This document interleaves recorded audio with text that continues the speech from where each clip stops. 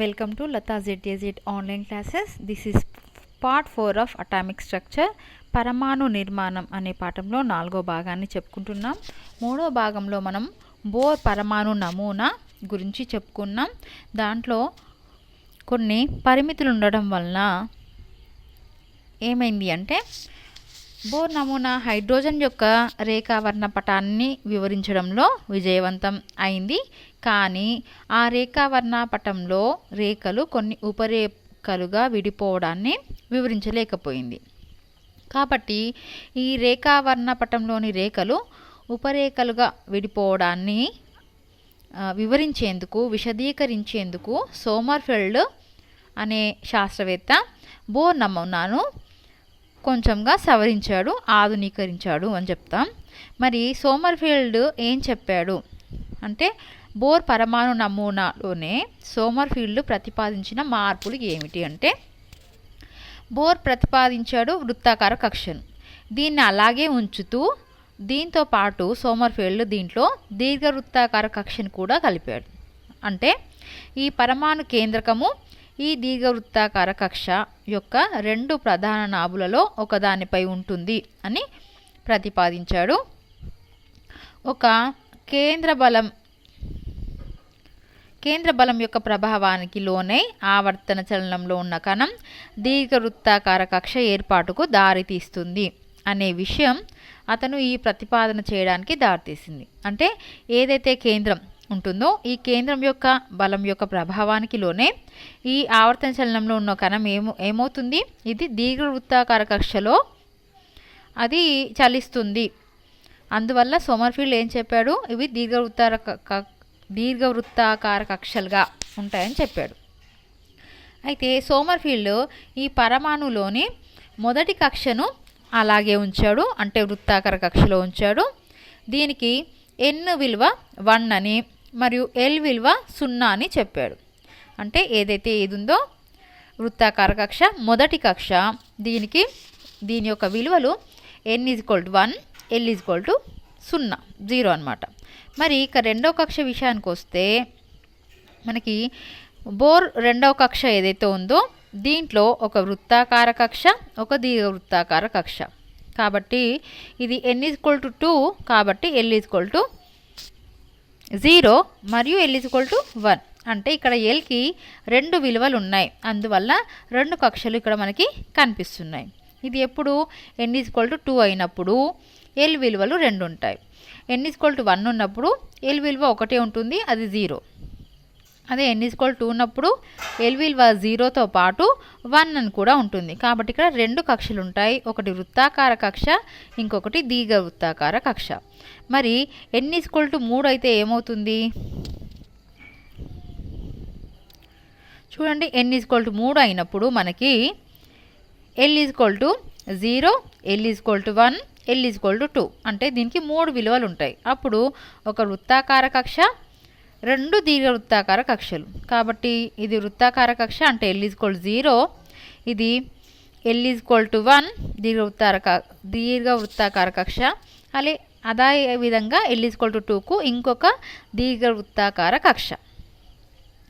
మరి అదేవిధంగా n = 4 అయినప్పుడు ఏమవుతుంది, lకి అప్పుడు 4 విలువలు ఉంటాయి. l = 0, l = 1, l = 2, l = 3. ఈ విధంగా మనకి l విలువలు చెప్పాడు. దీనివల్ల ఈ ఉపరేఖలు ఎందుకు వస్తాయి హైడ్రోజన్ వర్ణపటంలో అనేది వివరించగలిగారు. కానీ దీనికి కూడా కొన్ని పరిమితులు ఉన్నాయి. ఏంటి ఇవి అంటే ఈ బోర్ సోమర్ఫెల్డ్ అంటే వీళ్ళిద్దరూ కలిసి చేసిన ఈ నమూనా హైడ్రోజన్ పరమాణు వర్ణపటంలో సూక్ష్మరేఖలను వివరించింది. కానీ పరమాణు నిర్మాణం గురించి సంతృప్తికరంగా అంటే పూర్తిగా వివరించలేకపోయింది. అదేవిధంగా ఒకటి కన్నా ఎక్కువ ఎలక్ట్రాన్లు ఉన్న పరమాణువుల యొక్క పరమాణు వర్ణపటాలను వివరించడంలోనూ ఈ నమూనా విఫలమైంది. అంటే హైడ్రోజన్లో ఒకటే ఎలక్ట్రాన్ ఉంది కాబట్టి దాని వర్ణపటం వివరించగలిగారు. కానీ హైడ్రోజన్ తర్వాత ఉండే మూలకాల్లో ఒకటి కన్నా ఎక్కువ ఎలక్ట్రాన్లు ఉంటాయి, వాటి యొక్క వర్ణపటాలను వివరించలేకపోయింది బోర్ సోమర్ఫెల్డ్ నమూనా. So the main points in this part, Bohr model might successful to explain all the line spectra of hydrogen atom but failed to account for splitting of line spectra. So Sommerfeld made an attempt to account for the structure of line spectra, which is also known as fine spectra. So in this modified Sommerfeld model, what are the main points? So these points are Sommerfeld modifications to Bohr model. So what he suggested, he proposed that he added elliptical orbits to circular orbits proposed by Bohr. The elliptical orbit exists in atoms such that the nucleus of the atom is at one of the principal foci of them. So he was guided by the fact that periodic motion under the influence of a central force will lead to elliptical orbits with the force at one of the foci. So whenever the particle moving around nucleus by the central force, it will lead to elliptical orbit. That's why Sommerfeld proposed the elliptical orbits. So he retains first orbit as it is in the circular one. It's represented by n is equal to 1 and L is equal to 0. So when n is equal to 1, L have only one value, because n is equal to 1, that is L equal to 0, means this is circular orbit. But when L is equal to 1, when n is equal to 1, the L has only one value, but in n is equal to 2, L has two value. Those are L is equal to 0 and L is equal to 1. So L is equal to 0 means that is circular orbit, but when L is equal to 1, this is elliptical orbit. And when n is equal to 3, L has 3 values. N equal to 3, this L has 3 values, 0, 1 and 2. So there will be 3 orbits. First one L equal to 0, that is circular one.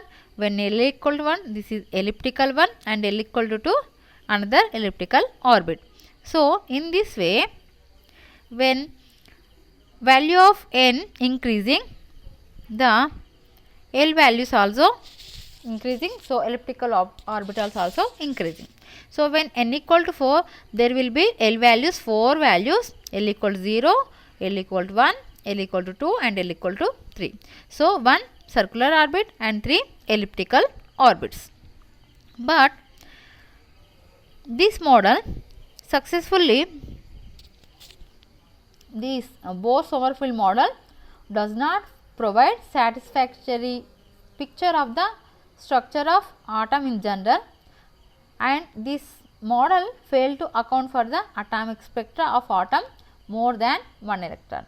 So this Bohr-Sommerfeld model explains about hydrogen atom and fine spectra, but it is failed to account the atomic spectra of atoms more than 1 electron. So other than hydrogen, it failed to explain how this is forming, and this model does not provide a satisfactory picture of the structure of atom. So this is the limitations of Bohr-Sommerfeld model. ఇది మన పాఠం. So దీంట్లో మరి ప్రశ్నలు చూద్దాం. ఒకటో ప్రశ్న, bore నమూనాలో సోమర్ఫెల్డ్ ప్రతిపాదించిన మార్పులు ఏమిటి? రెండో ప్రశ్న, n=3కి అవకాశం గల అన్ని కక్షలను గీయండి, వాటికి గల అన్ని ఎల్ విలువలను రాయండి. ముందుగా సోమర్ఫెల్డ్ ప్రతిపాదించిన మార్పులు ఏమిటి అనేది చూద్దాం. సోమర్ఫెల్డ్ ప్రతిపాదించిన మార్పులు మనకి ఇక్కడ ముఖ్యాంశాలు ఇక్కడ ఉన్నాయి. సో ఈ 4 పాయింట్లు మనం రాయాల్సి ఉంటుంది.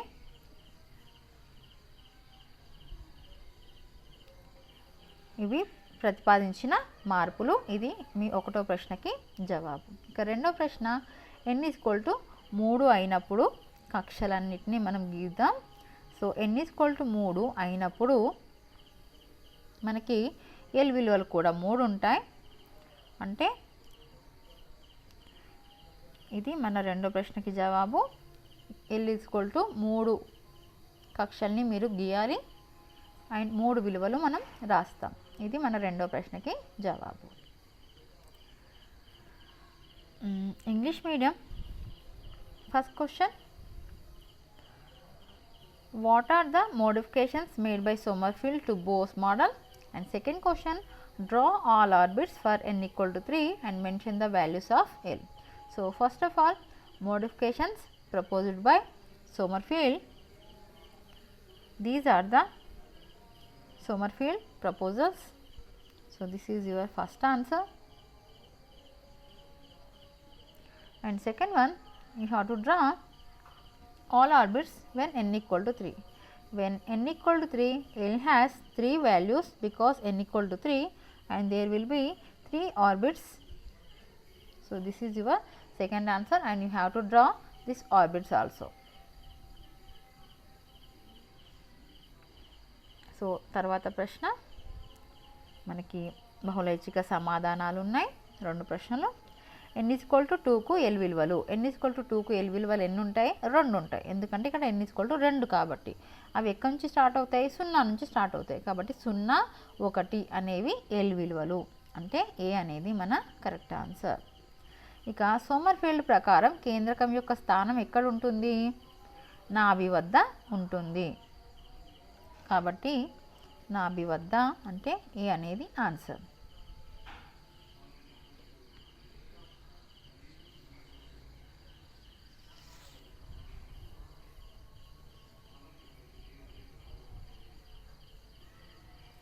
ఇక్కడ కేంద్రకము కేంద్రం వద్ద ఎందుకు ఉండదంటే దీర్ఘవృత్తాకార కక్ష ఉన్నప్పుడు దానికి 2 ప్రధాన నాభులు ఉంటాయి కాబట్టి ఏదో ఒక నాభి వద్ద ఉంటుంది.